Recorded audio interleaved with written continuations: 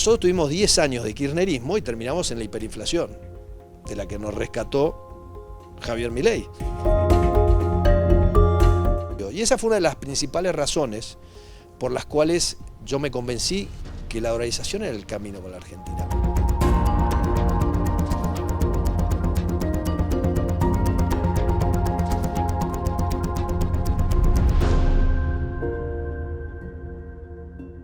Muchas gracias, Eduardo. Y gracias también al Grupo Security y al Libero, porque estamos en otra sesión de estas conversaciones que ya llevamos haciendo por varios años, con, yo diría, los personajes más destacados de América Latina en sus distintas áreas, ¿no? Y que no solamente han tenido impacto en nuestra región y nuestro país, sino que también fuera de América Latina. Argentina es la novedad en nuestra región. No es una novedad que Maduro no quiera reconocer los resultados de la elección en Venezuela. Tampoco es tanto una novedad que el presidente Lula y el juez Moraes estén cancelando Twitter en Brasil y se esté volviendo eso en una cosa muy hostil a la libertad y la libertad de expresión. Eso no es una novedad. Pero lo que es una gran novedad es que un país que tiene una historia inflacionista, estatista, keynesiana, intervencionista, que llevó al desastre que todos conocemos, y a varios desastres, digamos, sucesivos, uno podría argumentar, parece que estuviera cambiando el rumbo, y yo estoy convencido que lo está haciendo, pero mucha gente todavía tiene escepticismo al respecto. Y nadie mejor que Emilio Campo para hablar de este tema, porque Emilio es un experto en teoría monetaria y un experto en inflación, un experto en banca central, un experto en todos estos temas de moneda y también obviamente en dolarización y todas esas cosas. Y escribió un libro que yo he estado leyendo con mucho interés, junto con Nicolás Kachanowski, sobre la historia inflacionaria o la historia económica monetaria de Argentina, con obviamente todos los ribetes políticos que eso implica. Y yo quiero recordarles que, bueno, nos están viendo muchas personas en vivo, pero esto después los ve mucha gente y mucha gente joven, que no tiene idea de la historia argentina y las lecciones que nosotros podríamos aprender en Chile. Y yo quisiera comenzar, Emilio, preguntándote a ti, ¿cómo fue que Argentina, de haber sido, según algunos cálculos, el país más rico del mundo, eso ya se suele decir, no sé, Milei puso de moda esa idea, poca gente lo sabía, pero tuvo el ingreso per cápita más alto del mundo en algún minuto, en 1895, 96, por ahí, era un faro de libertad. ¿Cómo llegamos al punto de decadencia y de ser el manual de texto de economía de todo lo que no se puede hacer, que se usa en todas las universidades del mundo? ¿Por qué no nos hace un pequeño resumen de lo que fue la historia monetaria argentina y por qué terminó lo que terminó? Bueno, antes que nada, muchas gracias por haberme invitado. Es un honor estar en este foro. Gracias al Libero, gracias al Grupo Security y gracias a ustedes. La pregunta es muy buena y es una pregunta que me estás poniendo una restricción temporal y es una pregunta que tiene una respuesta que generalmente es larga. A mí me tomó un libro entero, que es otro libro, tratar de explicarla. ¿Cómo puede ser que un país que llegó a tener esos índices de desarrollo que mencionás que son correctos, si fue el número 1 o el número 10, no importa? Yo te voy a dar un dato que es entre, básicamente, 1895 y 1940, Argentina fue uno de los 10 países con mayor ingreso per cápita del mundo. O sea, ese periodo de tiempo alternó, no importa si fue primero. Lo que está claro es que ninguno de los 10 países que acompañaban a la Argentina durante ese periodo están en alguna posición cercana a la que está la Argentina hoy, que es 60 o 70, usando cifras ajustadas por paridad de poder adquisitivo.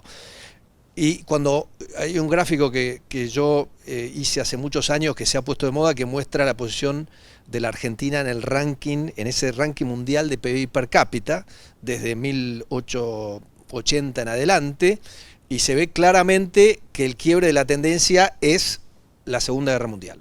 La Segunda Guerra Mundial es el evento que termina de descarrilar la Argentina. Porque mucha gente dice, y Javier también lo dice, que hace 100 años que estamos dominados por el espíritu corporativo, intervencionista, etc. La realidad es que en los años 30 todo el mundo lo estuvo. Entonces a mí lo que me interesa es el delta de la Argentina con el resto del mundo. Y el delta de la Argentina con el resto del mundo en los años 30 no fue, a pesar de que la Argentina eligió el camino intervencionista de más proteccionismo, más intervención del Estado a partir de la década del 30. Todo el resto del mundo lo hizo. Tuvimos a Mussolini en Italia, tuvimos a Franco, bueno, Franco llega más tarde, en Alemania tuvimos a los nazis, digamos, todo el mundo, toda Europa, en Estados Unidos tuvimos el New Deal de Roosevelt, o sea, en los años 30, aunque la Argentina, si se quiere, pierde el rumbo de la libertad, lo pierde todo el mundo, con lo cual la diferencia entre la Argentina y el mundo no es tan... Lo que sí es notable es la diferencia de la Argentina con el resto del mundo a partir del 45. Y para mí el hecho central, de la historia argentina del siglo XX es la Segunda Guerra Mundial. Porque en la Segunda Guerra Mundial la Argentina es cuando hay una élite que se confunde totalmente respecto al futuro del país, y esa élite que digamos de alguna manera está liderada o encuentra, no está liderada, pero encuentra en un grupo de militares como su instrumento de acción, decide tomar partido, de alguna manera, en la guerra, escondiéndose bajo la bandera de la neutralidad, toma partido por el eje en la guerra, y eso tiene un costo enorme para la Argentina. Y luego de terminada la guerra, porque uno podría decir, durante la guerra se equivocaron, Suecia fue neutral durante la guerra y sin embargo después de la guerra no tuvo los mismos problemas que la Argentina. Pero después de la guerra, la Argentina, liderada por Perón, toma la actitud confrontacional contra Estados Unidos y se aferra al modelo mussoliniano de organización económica, en la cual el Estado supuestamente es el árbitro entre el trabajo y el capital, y ese modelo lo deja enquistado en la Argentina y es el modelo que rige hasta hoy. La Carta del Laboro de Mussolini es digamos, el modelo de organización de la economía argentina, donde le da enorme poder a los sindicatos, y la Argentina queda entrampada en este modelo que genera sus propias resistencias al cambio y hace muy difícil. Fíjate que no hay, todo el mundo evolucionó, digamos. En Estados Unidos nadie hoy se aferra a Roosevelt, en Inglaterra nadie habla de Churchill, en Francia De Gaulle es parte de los libros de historia. Hay un solo país donde un personaje, un líder político que tuvo su auge en los años 50 o 40 y 50, todavía domina la política, en la Argentina, Perón. O sea, el papel... Todavía escuchás la marcha peronista, que es una sarta de... Y el peronismo, como decía Tomás Eloy Martínez, un escritor, el peronismo de alguna manera todavía... Entonces ha sido entonces para redondear, digamos, en la Segunda Guerra Mundial un shock externo que provoca una serie de movimientos internos muy fuertes que saca a la Argentina de rumbo. Es como que si la brújula con la cual vos navegabas se te imantó en algún lado y te marcó un norte totalmente yendo para el sur, digamos. O sea, te indicó que el sur era el norte. Perdiste el rumbo y a partir de ahí se perdió el rumbo y ha sido muy difícil corregir. En los 90 hubo un intento de corrección con Menem, y luego hicimos como lo que yo llamo el baile caribeño, que en los 90 dimos un paso para adelante y después dimos 2 pasos para atrás. O sea, con los Kirchner volvimos a los 70, digamos. Y eso lo que vino a corregir, o lo que viene a corregir Javier Milei, es justamente este legado, que es un legado súper pesado, digamos. Hay muchas preguntas que hacer a partir de tu respuesta, pero una que es interesante y que no se entiende bien, y sería muy bueno que tú lo explicaras. ¿Por qué fracasa el proyecto liberalizador de Carlos Menem? Yo creo que fracasa porque hay un sector de la política que considera que el régimen monetario que tenía la Argentina, que era la convertibilidad, era un régimen de moneda dura, y no concebían la política si no era con dinero blando. Y la única manera de recuperar su posición y su preeminencia en la política era terminando con el sistema. Y hablo específicamente de 2 líderes políticos, Alfonsín y Duhalde, los responsables de destruir el régimen de convertibilidad y todas las reformas asociadas fueron Alfonsín y Duhalde. Alfonsín, que por otra parte fue el que nos llevó a la primera hiperinflación de nuestra historia, y que era del mismo partido político que Fernando de la Rúa, que gana las elecciones en el 99. Fíjate que De la Rúa gana las elecciones del 99 en la Argentina son un referéndum respecto a si la gente quiere que sobreviva la convertibilidad. Y la gente vota muy fuerte a favor. Fíjate que Duhalde era del mismo partido político que Menem. Pero Duhalde ya en las elecciones del 99 plantea que hay que terminar con la convertibilidad. Pierde las elecciones y después termina siendo presidente, porque es uno de los artífices del golpe palaciego para derrocar a De la Rúa en diciembre del 2001. O sea, se habla mucho de la convertibilidad, de la inconsistencia fiscal, del tipo de cambio real, de un montón de cosas. Se habla menos del shock de la política interna y de los mecanismos de resistencia de la política al cambio, porque con el cambio pierden, digamos, su capacidad, su poder, y yo creo que el cambio, digamos, el retroceso fue orquestado especialmente por estos dos personajes. Uno de los dos partidos mayoritarios, uno que era la oposición, que era Duhalde, y otro que era Alfonsín, que estaba dentro de la coalición gobernante. Era muy difícil combatir esa coalición que tenía entre sus aliados a grupos de intereses que obviamente se beneficiaban económicamente si la Argentina salía del régimen de convertibilidad. Y la convertibilidad, si uno volviera hacia atrás, y dijera, no, es que la ley se tendría que haber hecho distinta, en fin, ¿era salvable o el factor político es tan categórico como la ley de gravedad que cualquier estructura que tú le hubieras puesto a la convertibilidad te la habría destrozado? Yo creo, mirándolo ahora en perspectiva, y luego de haber estudiado el tema de la dolarización, que el punto débil de la convertibilidad, si la convertibilidad, por ejemplo, el sistema bancario se hubiera dolarizado completamente, hubiera sido menos vulnerable. Lo que era muy vulnerable era tener un sistema de convertibilidad con un sistema de reserva fraccionaria en el cual el Estado iba, digamos, tomando un papel preponderante del lado de los activos de la banca. Es decir, tenías la convertibilidad externa, que es decir, el peso convertible a dólares, y luego tenés la convertibilidad interna, que son el dinero interno, que se llama el dinero que crean los bancos, convertible a los activos, digamos, de los bancos, ¿no? Y el problema es que la parte fiscal, el descontrol fiscal que hubo en te diría, los últimos 4 años de la convertibilidad, hizo que el Estado hiciera crowding out dentro del sistema financiero. No solo con los bancos, sino con las AFJPs. Las AFJPs terminaron absorbiendo muchos títulos públicos, mucho más títulos públicos los que tendrían que haber tomado por presiones políticas, etc. Entonces se infectó todo el sistema con títulos, con activos de baja calidad crediticia.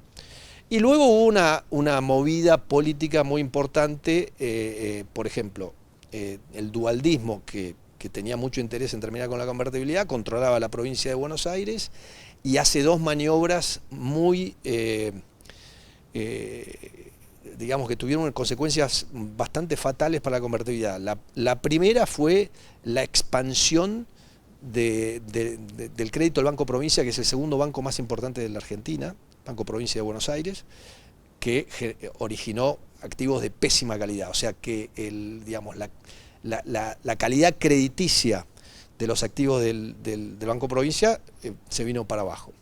Y al mismo tiempo el gobierno de la provincia de Buenos Aires empieza a emitir cuasimonedas y pretende que esas monedas, que esas cuasimonedas que competían, digamos, con el peso convertible, puedan ser tomadas a valor nominal para el pago de impuestos. Eso fueron 2 maniobras, digamos, otra doble Nelson que le hicieron a la convertibilidad, y esa fue orquestada también por el dualdismo. El gobierno creo que ahí cometió el error de permitir que esas cuasimonedas pudieran ser utilizadas, digamos, a valor nominal para el pago de impuestos. Y eso, pero de todas maneras yo creo que el shock fundamental fue político. Ahora, cuando uno mira la convertibilidad y por ejemplo la compara con Ecuador, que tuvo una dolarización, y fíjate que en Ecuador tuviste un golpe de Estado, la crisis financiera del 2008, el default totalmente oportunista del 2008 que declara Rafael Correa, la reversión de los términos del intercambio. El precio del petróleo cae 70% entre 2012 y 2016, principal exportación de Ecuador. Un terremoto en el 2016, 10 años de socialismo del siglo XXI correísta, el COVID y el desplazamiento de Guillermo Lasso con toda esta movida. O sea, 25 años y tuviste todos estos shocks. La idea es no se puede sobrevivir con los shocks. Y te digo más, si vos mirás el déficit fiscal acumulado en Ecuador con la dolarización y lo comparás con el déficit fiscal acumulado en la Argentina con la convertibilidad, es notable, porque Ecuador ha tenido déficit fiscales y no explotó, ha tenido 2 defaults de su deuda soberana, 2. Sí.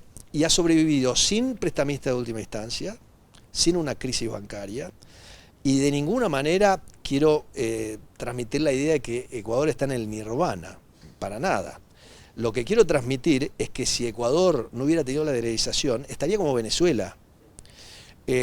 Nosotros tuvimos 10 años de kirchnerismo y terminamos en la hiperinflación, de la que nos rescató Javier Milei.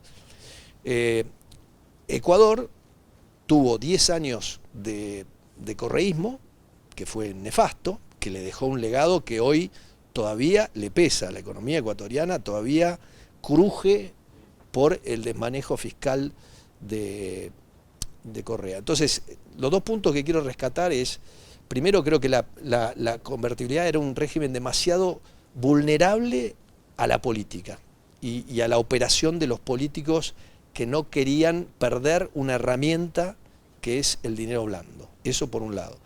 Y segundo, que la parte fiscal, que era una vulnerabilidad, sin duda, cuando lo vemos en otro contexto, como fue la dolarización, lo resistió. Y esa fue una de las principales razones por las cuales yo me convencí que la dolarización era el camino para la Argentina, porque era un camino. ¿Por qué Correa fue el pionero de las CBDCs, o sea, de la moneda digital de los bancos centrales? Él inventó la moneda digital en Ecuador y quiso salirse del corsé que le imponía la dolarización con una moneda digital. Fracasó completamente, porque para los ecuatorianos, incluso los que lo votaban a él, no estaban dispuestos a que sus salarios, sus remuneraciones estuvieran denominadas una moneda basura. Ya tenían su salario en dólares, no lo querían perder.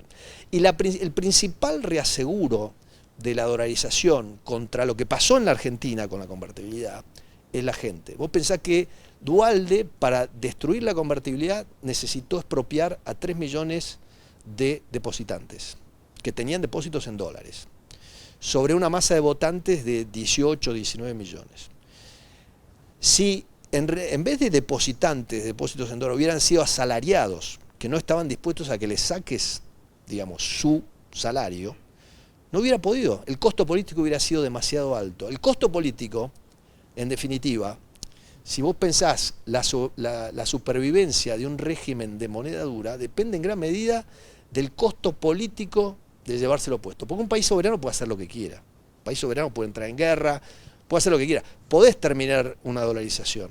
Te doy un ejemplo. Zimbabue, sin ir más lejos, hace una dolarización en el año 2009 y a partir del 2014-2015 empieza a meter, digamos, a hacer cosas, porque sobrevive el Banco Central, etcétera, para salir, y termina saliendo de la dolarización en el medio de una hiperinflación. Pero no necesariamente tenés que ir por ese camino.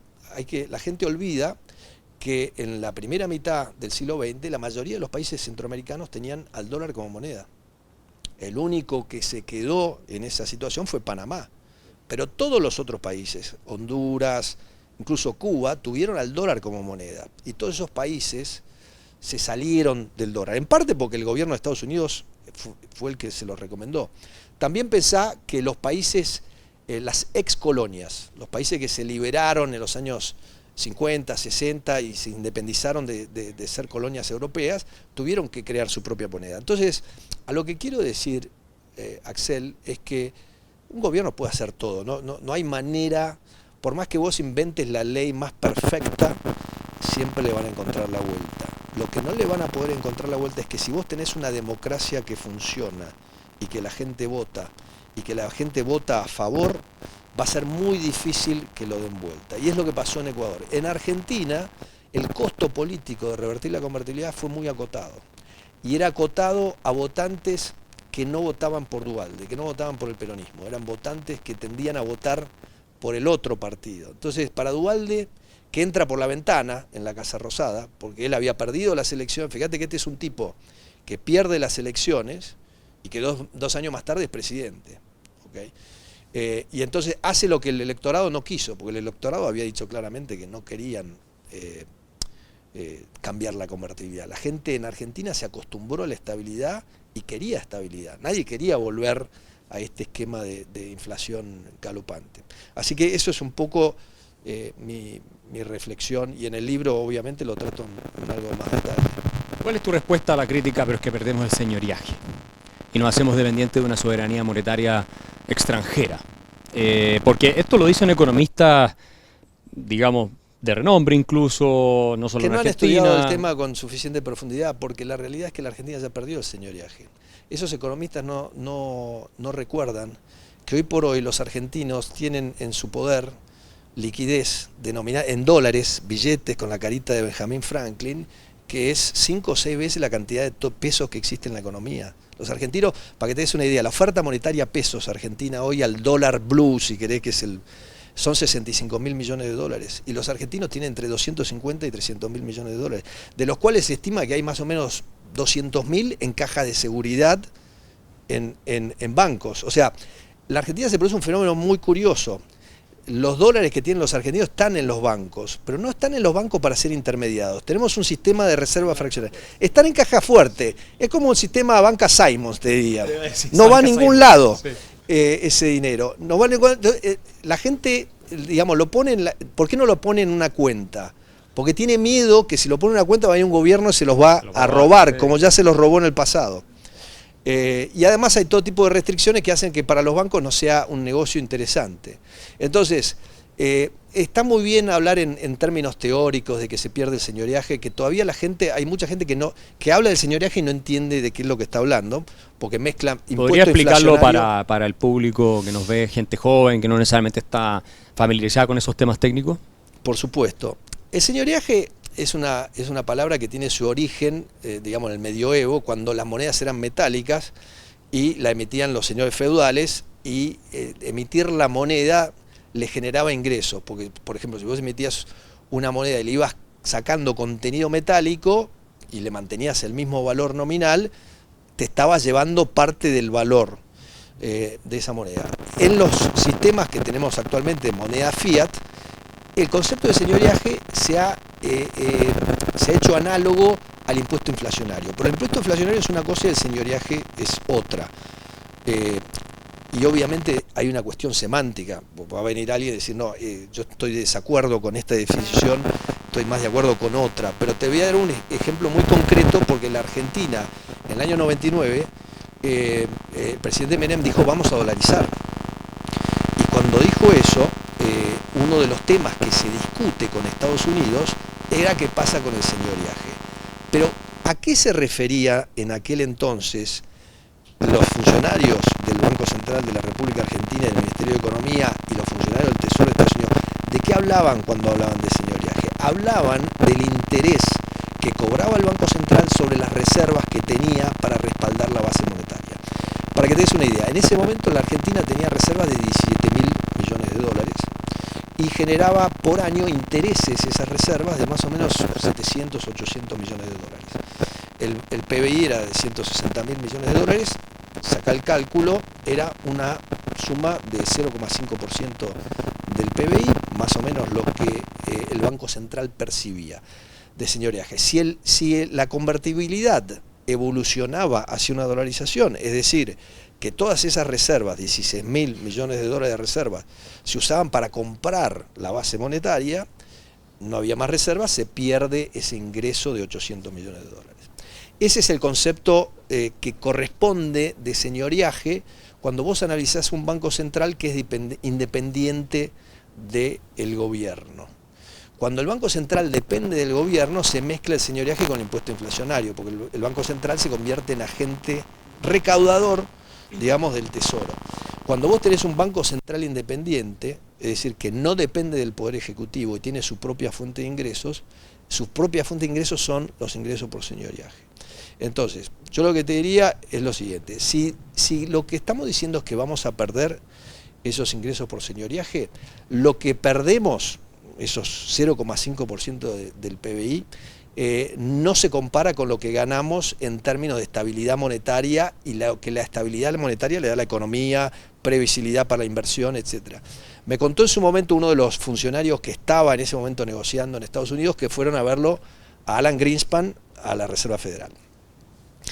Y el tema de los funcionarios argentinos que empujaban esta propuesta de dolarización era: queremos que Estados Unidos nos compense por estos 800 millones de dólares que vamos a dejar de percibir, porque el que los va a percibir va a ser Estados Unidos a partir de ahora. Entonces, para nosotros es un número importante. Pensá que la Argentina en ese momento tenía un problema fiscal.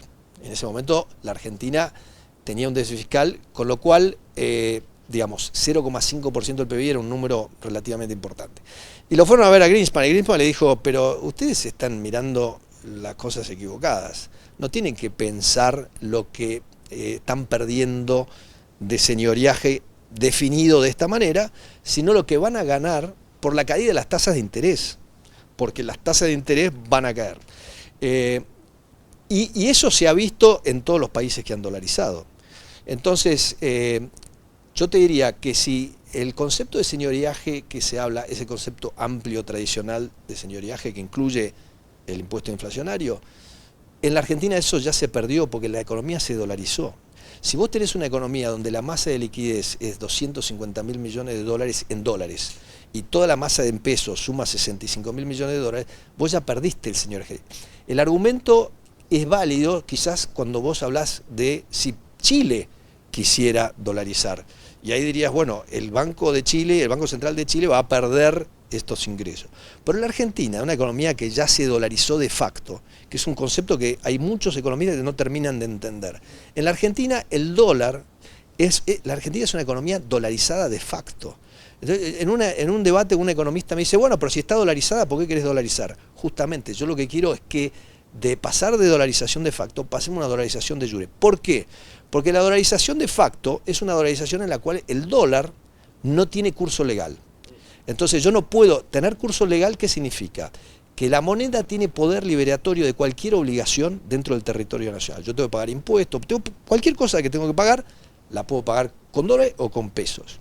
El dólar en la Argentina no tiene curso legal. Entonces yo no puedo cancelar. Entonces para cancelar mis deudas tengo que vender los dólares.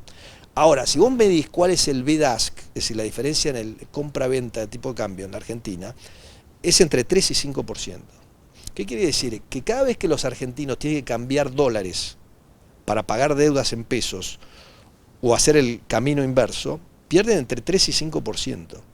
Es una cifra monumental. Vos fíjate, si tenemos 100.000 millones de dólares, con un PBI de 500.000 millones de dólares, si esos 100.000 millones de dólares cambian de manos una sola vez por año, estás hablando de 3.000 a 5.000 millones de dólares de costo.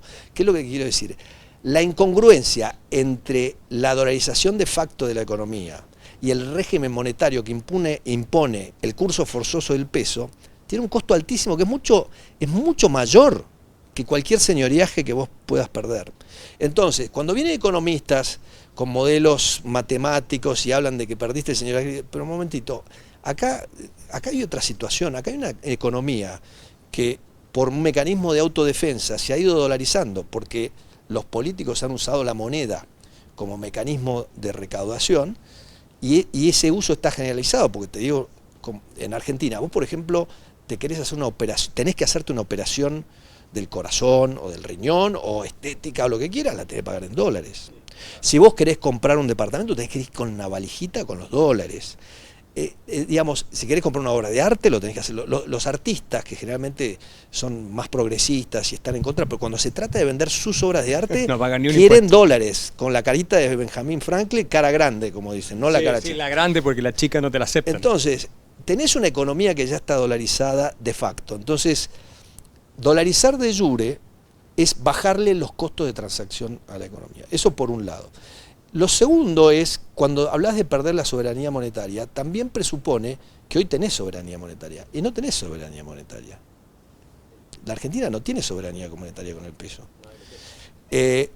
Alguien dice, no, pero vamos a tener más crisis bancaria. Le digo, el otro día me preguntaban en una entrevista, le digo, la Argentina ha tenido con el peso crisis bancaria mucho más profunda que cualquier país dolarizado, digamos. O sea, es una falacia pensar. Entonces, es lo que yo llamo la falacia del nirvana, es decir, comparar el nirvana, que es totalmente inasequible para nosotros, porque es un país en donde no estamos dolarizados, donde los políticos son responsables, los presupuestos son equilibrados. No, esa no es la realidad es otra. Entonces, no comparemos un escenario de aceptar que el dólar sea moneda de curso legal, que eso es lo importante acá, aceptar que el dólar sea moneda de curso legal, es decir, que el dólar pueda ser utilizado para cancelar obligaciones y dar plena libertad monetaria. Nosotros siempre enfatizamos, y cuando estaba con Javier también lo enfatizamos, que no se trata de imponerle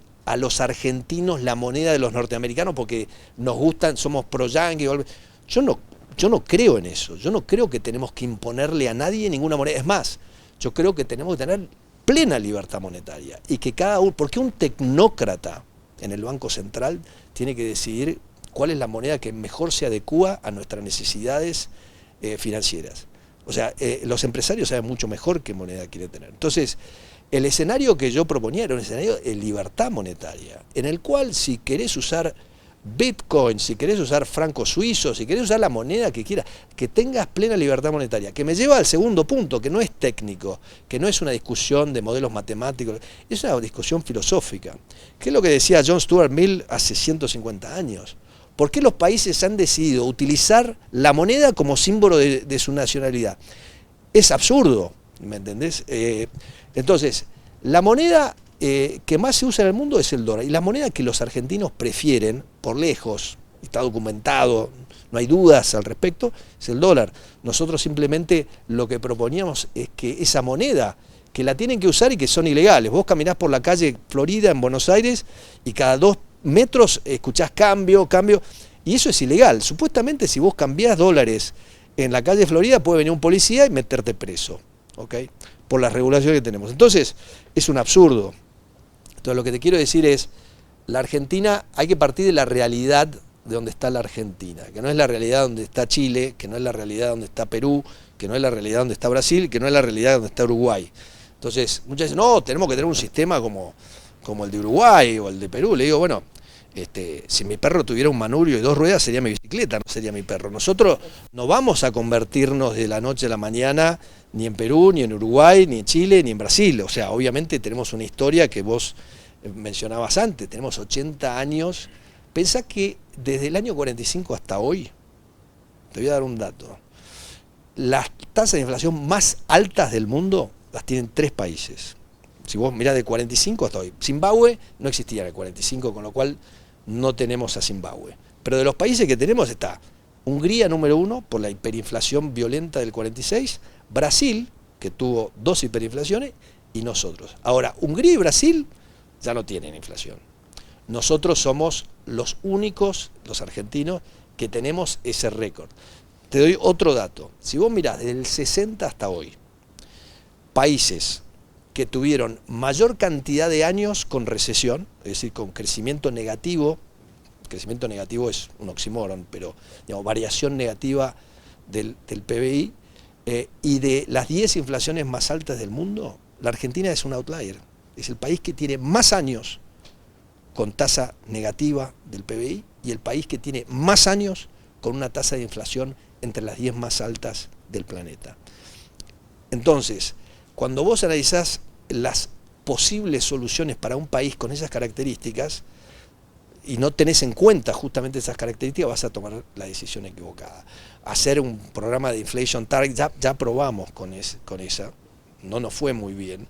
Entonces, yo creo que es una oportunidad única para ir a la libertad monetaria, para pasar al siglo XXI monetariamente, porque seguimos con un sistema monetario en el mundo, digamos, muy controlado por los estados, Y creo que es hora de dar más libertad en el tema monetario y permitirle a la gente usar monedas, permitir las monedas privadas, los stablecoins, Bitcoin, Ethereum, lo que vos digas, y que la gente pueda decidir cuál moneda se adecua mejor a sus necesidades. Me encanta ese espíritu libertario hayekiano que hablaba de la competencia de monedas también en su paper sobre denacionalización del dinero. Lamentablemente se nos está acabando el tiempo, o si ya se nos acabó en realidad, pero qué tema más fascinante, más entretenido, y se pueden hacer tantas preguntas y discutir largamente sobre esto.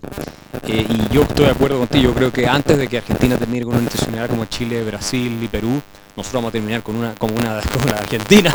Así que tal vez nos conviene dolarizar a todos. Espero que no se los recomiendo. Pero la política siempre es un riesgo. Nosotros sufrimos con la Convención Constituyente. Acordémonos que hoy se cumplen los 4 años y esa Constitución se aprobada. Yo no sé en qué terminaba el sistema monetario en Chile tampoco en el mediano plazo. Así que estuvo siempre ese riesgo latente. Pegaron el poste. Sí, pegaron el poste, pero te quiero agradecer de nuevo, Emilio, que interesante esta introducción a lo que ha sido la historia monetaria argentina y los problemas principales. Y bueno, vamos a tener algunas otras preguntas, así que muchas gracias, Emilio. Gracias. El Líbero, la realidad como no la habías visto. Haz que estos contenidos lleguen más lejos haciéndote miembro de la Red Líbero.